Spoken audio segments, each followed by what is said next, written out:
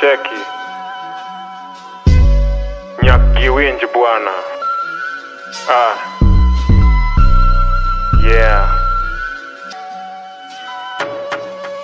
Nisha overthink imefika mali nimechoka. Imagine niliacha kungoja siku ntomoka. Maganji ndio vitu stafanya neza goroka. Watiaji msonge kando swataki mali nikomboka. Vitu ngapi nafanya kabado mnaona nimesota. Of course wanajifanya hii jina haijawatoka. Niko ndo nasemanga hajai ni itoroka.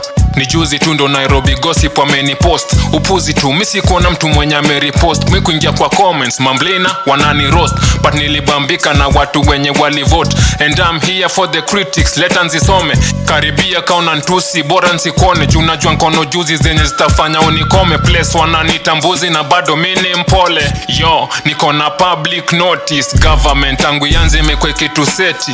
Na we ni fala kama bado uja notice. Kumbavu zako umbwa wewe venye umebleki.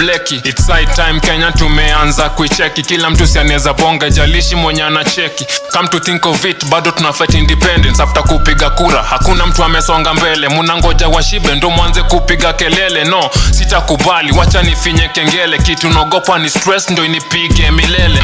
I'm not stupid but sikwenda universe. Kitu nimecheki imejaza wahuni. Universe mina rap, watasema kiburi. Wewe umekondoko na stress, sasa mbona haukuli? Hii ni chance tuna work for, maisha mazuri.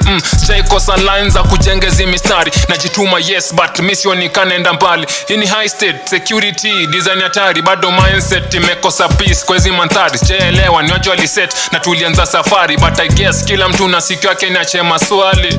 Yeah, nipenda penda jo.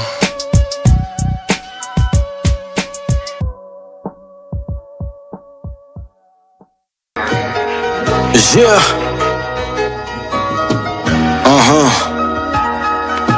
I like the house of cards, not a god in the water shuffle.